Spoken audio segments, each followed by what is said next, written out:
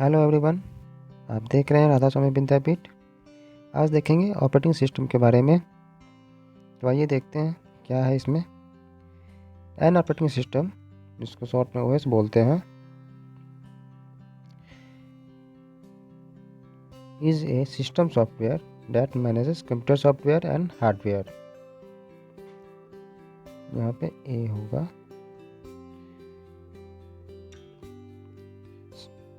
In this days the operating system uses a GUI, means graphical user interface।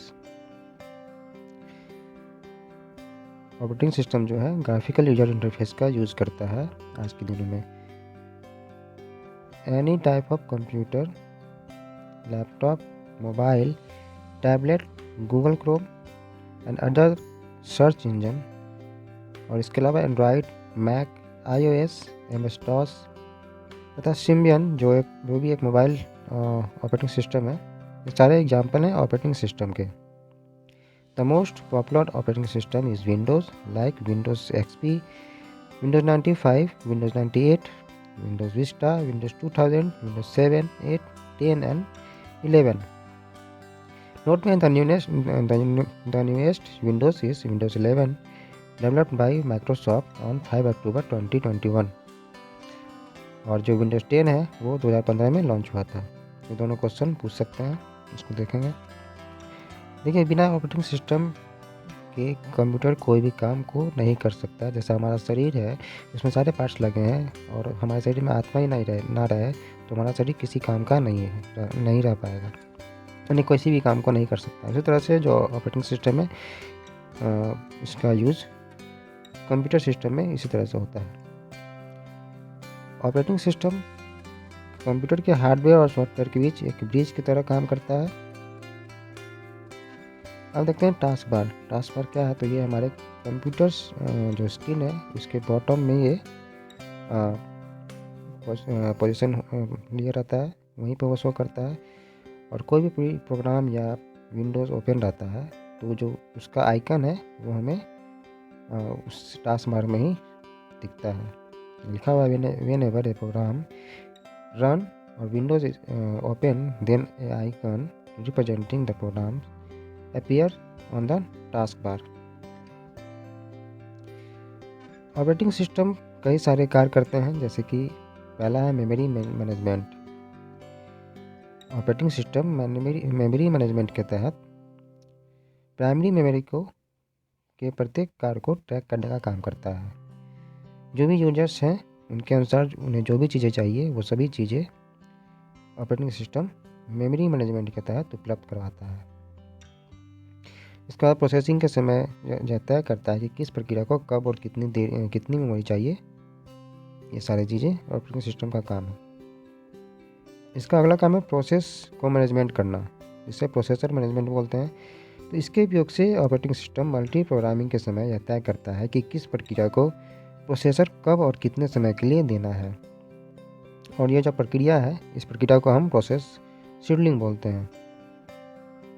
अगला है OS यानी operating system processor और process की स्थिति पर नज़र रखता है, और यह प्रक्रिया कहलाती है ट्रैफिक कंट्रोलर।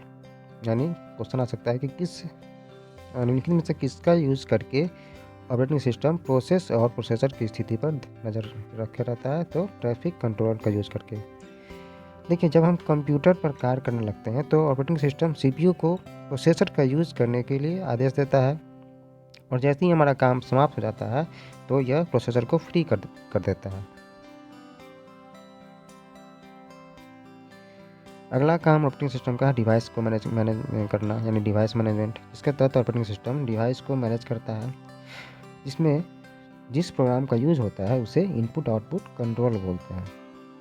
इसके अलावा ऑपरेटिंग सिस्टम फाइल मैनेजमेंट का भी काम करता है, तथा सिक्योरिटी मैनेजमेंट की सुविधा भी हमें ऑपरेटिंग सिस्टम देता है। जैसे कि किसी भी चीज़ को हमें सिक्योरिटी के हिसाब से अगर उसको सेव करके रखना होता है तो हमें पासवर्ड लगाने का ऑप्शन देता है। तो ये ऑपरेटिंग सिस्टम का काम होता है। अब है टाइप्स ऑफ ऑपरेटिंग सिस्टम। पहला है मल्टी यूजर OS यानी ऑपरेटिंग सिस्टम। ये एक से अधिक यूजर्स को एक साथ कार्य करने में हमारी हेल्प करता है, जिसमें एक प्रोग्राम पर कई सारे यूजर्स वर्क कर सकते हैं। इसके तहत मल्टी यूजर ऑपरेटिंग सिस्टम के तहत। नेक्स्ट है सिंगल यूजर ऑपरेटिंग सिस्टम, जिसमें केवल एक यूजर्स ही इसमें वर्क कर सकते हैं। फिर है मल्टी टास्किंग ऑपरेटिंग सिस्टम। ये यूजर्स को एक बार में कई अलग अलग प्रकार के प्रोग्राम पर वर्क करने में हमारी यूजर्स की हेल्प करता है। कौन? Multitasking OS. अगला है मल्टी प्रोसेसिंग ओएस, जिसमें कई सारे प्रोसेसिंग यूनिट्स का यूज़ होता है। और मल्टी प्रोसेसिंग ऑपरेटिंग सिस्टम है क्या है, ये कंप्यूटर को फास्ट कैलकुलेशन करने में हेल्प करती है। फिर नेटवर्क ऑपरेटिंग सिस्टम, जिसके तहत हम एक नेटवर्क से कनेक्टेड कंप्यूटर पर कार्य कर सकते हैं, और जो ये नेटवर्क ऑपरेटिंग सिस्टम है यह सर्वर पर रन करता है।